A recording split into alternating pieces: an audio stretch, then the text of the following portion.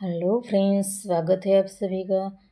आज हम महाशिवरात्रि निमित्त एक फराળી डिश तैयार कर रहे हैं और साथ में भगवान धुस्मेश्वर ज्योतिर्लिंग की कहानी सुनेंगे। इसके पहले आप सभी को महाशिवरात्रि की हार्दिक शुभकामनाएं।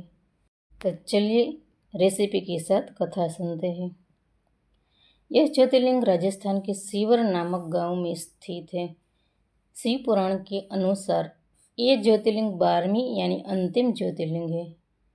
इस कथा का वर्णन हमें शिव पुराण की कोटि रुद्र संहिता में मिलता है। तो चलिए जानते हैं भगवान महादेव का 12वां ज्योतिर्लिंग धुस्मेश्वर ज्योतिर्लिंग की स्थापना कैसे हुई। दक्षिण दिशा में देवगिरी पर्वत के निकट भारद्वाज गोत्र में जन्मे सुधर्मा नामक एक ब्राह्मण अपनी धर्मपत्नी सुदेहा के साथ रहा करता था। वह बड़ा ही धार्मिक था। वो प्रतिदिन अपने आराध्य भगवान शिव की पूजा किया करता था। वैसे तो दोनों बड़े ही सुखी थे, परंतु उनकी कोई संतान नहीं थे, जिसके कारण उन्हें अपने पड़ोसियों और व्यवहारियों का अपवाक्य सुनना पड़ता था। इसीलिए अत्यंत दुखी होकर उसकी पत्नी आकर बोली, हे नाथ, पृथ्वी सृष्टि का यही नियम है कि जो भी वंश इस पृथ्वी पर चल रहा है उसे आगे बढ़ाने का दायित्व संतान के हाथ में होता है, और मैं तो संतान से ही वंचित हूँ। कृपा करके अपने वंश को नष्ट होने से बचाइए। अतः आप मेरी बहन धुस्मा से विवाह कर लीजिए। ब्राह्मण सुधर्मा ने इनकार करते हुए कहा कि इस विवाह से सबसे ज्यादा दुख खुद तुम्हें ही होगा। परंतु अपने हर्ष से सुदेहा ने धुस्मा का विवाह सुधर्मा से करा दिया।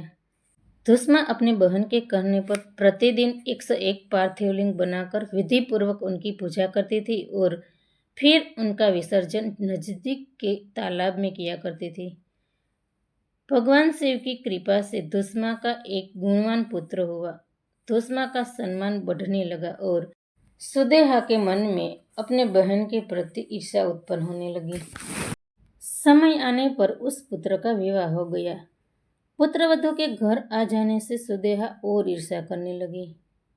एक रात सुदेहा ने सोते हुए पुत्र को चाकू से मार डाला और उसके अंगों को काटकर उसी तालाब में डाल दिया जहां धुस्मा प्रतिदिन पार्थिव लिंगों का विसर्जन किया करती थी।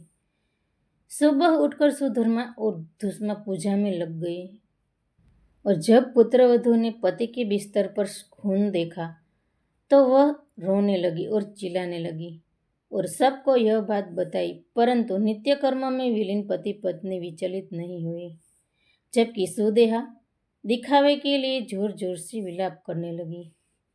पूजन के पश्चात धुस्मा पार्थिव लिंगों का विसर्जन करने के लिए उसी तालाब पर गई।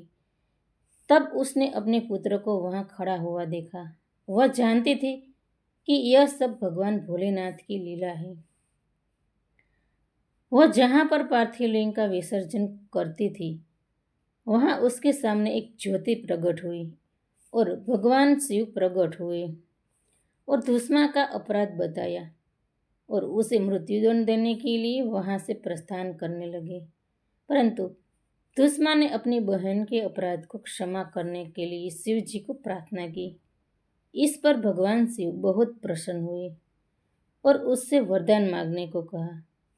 तब धुस्मा ने कहा, अगर आप मेरी भक्ति से प्रसन्न हैं तो सदा के लिए यहाँ वास करें और मेरे नाम से ही आपकी ख्याति हो। इस प्रकार भगवान शिव धुस्मेश्वर नाम से प्रसिद्ध हुए। तो फ्रेंड्स, ये अंतिम ज्योतिर्लिंग की कथा थी। हमने आपको 12 ज्योतिर्लिंग की कथा बता दी है। तो आज फिर से 12 ज्योतिर्लिंग के नाम और स्थान भी बता देते हैं। तो पहला, सोमनाथ ज्योतिर्लिंग गुजरात में स्थित है। दूसरा, मल्लिकार्जुन ज्योतिर्लिंग आंध्र प्रदेश में कृष्णा नदी के किनारे श्रीशैल पर्वत पर स्थित है। तीसरा ज्योतिर्लिंग उज्जैन में क्षिप्रा नदी के किनारे स्थित है। चौथा, ओमकारेश्वर ज्योतिर्लिंग मध्य प्रदेश के मलावा क्षेत्र में नर्मदा नदी के किनारे स्थित है। पांचवा, केदारनाथ ज्योतिर्लिंग उत्तराखंड में अलकनंदा और मंदाकिनी नदी के तट पर केदार नाम की चोटी पर स्थित है। छठा भीमाशंकर ज्योतिर्लिंग महाराष्ट्र राज्य में सह्याद्री नामक पर्वत पर स्थित है।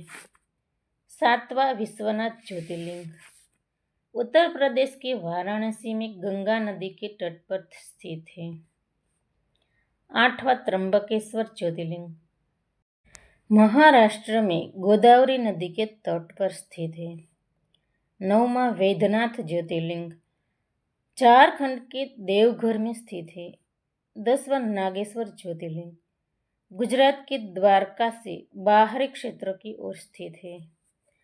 11वां रामेश्वर ज्योतिर्लिंग तमिलनाडु के सबसे अंतिम बिंदु पर स्थित है। 12वां धृष्णेश्वर महादेव मंदिर महाराष्ट्र में दौलताबाद में औरंगाबाद के पास स्थित है। तो फ्रेंड्स, कैसी लगी 12 ज्योतिर्लिंग की कहानी और हमारा ये महाशिवरात्रि स्पेशल फराड़ी कढ़ी भात और शक्करिया की सूखी भाजी, ये आप लोग कमेंट बॉक्स में कमेंट करके ज़रूर बताना। और वीडियो पसंद आया हो तो लाइक, शेयर और सब्सक्राइब कीजिए और बेल आइकन को प्रेस कीजिए ताकि अवनवी रेसिपी और अवनवी कहानी के साथ मिलते रहे। तो मिलते हैं अगली रेसिपी में अगली कथा लेकर। तब तक के लिए bye bye. Thank you for watching.